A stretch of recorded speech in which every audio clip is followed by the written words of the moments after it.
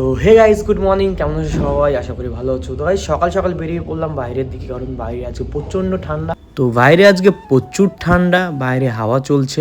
তো দেখতেই পাচ্ছ আকাশের অবস্থা মেঘ মেঘ ভাব, মনে হয় তুষার পরে এমন অবস্থা। 4 দিন ধরে আজকে আবহাওয়া খারাপ। তো আর বেশি লেট না করে চলে যাচ্ছে এখন বাজারে। যেতে যেতে দেখি একটা দাদা সবজির দোকানে দাঁড়িয়ে আছে। তো এই দাদা হচ্ছে একটা রেস্টুরেন্টের অনার, এনার ঝিটকা রেস্টুরেন্ট আছে। তো দেখতে পাচ্ছ আমার ভাই যাচ্ছে ভরে ভরে নিয়ে। তো আমি সবজিওয়ালা দাদাকে বললাম, দাদা আমার সবজিগুলো তাড়াতাড়ি প্যাক করে দাও, কারণ আমি যাব কাউন্টারে এই দাদার সাথে। তো আমার সবজির ব্যাগ রেডি, আমি এখন যাচ্ছি রেস্টুরেন্টের দিকে। আর দাদাকে বললাম, দাদা আসো আমার রেস্টুরেন্টের সামনে। তো রেস্টুরেন্টে এসে আমি তাড়াতাড়ি আমার রেস্টুরেন্টের ভিতরে ব্যাগটা রেখে আমি তাড়াতাড়ি রেডি হয়ে পড়লাম, কারণ যেতে হবে কাউন্টারে।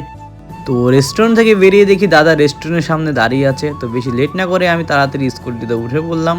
তো এখন যাচ্ছি আমরা সূর্যপুর বাজারে। সূর্যপুর বাজার থেকে নিব খাসির মাংস, তারপরে যাব ডেলিস্কো রেস্টুরেন্টে, ওখান থেকে জিনিসপত্র নিব দোকানের।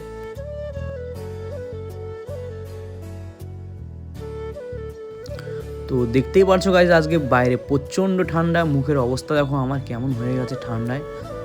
তো গাইজ সূর্যপুর বাজারে চলে আসলাম আমি আর আমার দাদা। তো দাদা পিছনে পিছনে আসছে, আমি চলে আসছি সামনের দিকে, যে খাসির মাংসের দোকানের দিকে। তো চলে আসলাম খাসির মাংসের দোকানে। দেখতেই পারছো দাদাকে বললাম, দাদা আমাকে 1 কিলো ভালো সুন্দর খাসির মাংস কেটে দাও। গাইজ তোমরা সবাই বলো যে তোমরা ভালো খাসির মাংস ইউজ করো না। দেখতেই পাচ্ছো গাইজ খাসির মাংসটা অনেকই ভালো, মানে অরিজিনাল। তো আমরা কোনো খারাপ কিছু ইউজ করি না, কারণ আমরা চাই যে কাস্টমারকে ভালো খাওয়াবো, অরিজিনাল খাওয়াবো, এর জন্য আমরা এক্সট্রা টাকা পে করি। তো বেশি দেরি না করে আমরা চলে আসলাম ডেলিস্কো রেস্টুরেন্টে। এখান থেকে আমরা আমাদের দোকানের জিনিসপত্র নিব।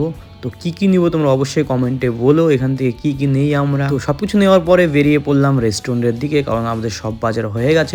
তো গাইস ফাইনালি অর্ডার চলে আসলো। অর্ডার হচ্ছে 5টা চিকেন বিরিয়ানি। তো চলো তাহলে রেডি করি। তো বেশি দেরি না করে সুন্দর করে 5টা বিরিয়ানি বানিয়ে নিলাম, এখন দিতে যাচ্ছি কাস্টমারকে। তো গাইস আরেকটা অর্ডার চলে আসলো। অর্ডার হচ্ছে 2 প্লেট চিকেন কষা আর হচ্ছে 4টা বাটার নান। তো চলো তাহলে চটপট করে রেডি করে ফেলি। তো সব কিছু সুন্দরভাবে রেডি করার পরে এখন দিতে যাচ্ছি কাস্টমারকে। তো আরও 2টো অর্ডার চলে আসলো। তোমার হচ্ছে একটা পনির পকোড়া আর হচ্ছে একটা চিকেন রোল। তো চলো তাহলে রেডি করি। তো আমাদের এখানে সুন্দর করে যত্ন সহকারে খাবার বানিয়ে দেওয়া হয় কাস্টমারকে, সবাই এখানে ট্রাই করতে পারো। তো হে বন্ধুগণ, আজকে আমার মামা আসছে আমার রেস্টুরেন্টে এই মাত্র। তো মামা আজকে কি যেন স্পেশাল কিছু বানাচ্ছে, আমি জানি না, আমাকে বলেনি। মামা বললো তুই আসবি না আমার কাছে। তো আমি তাও দেখবো, তো তোমাদেরও দেখাবো। চলো কি বানাচ্ছে স্পেশাল।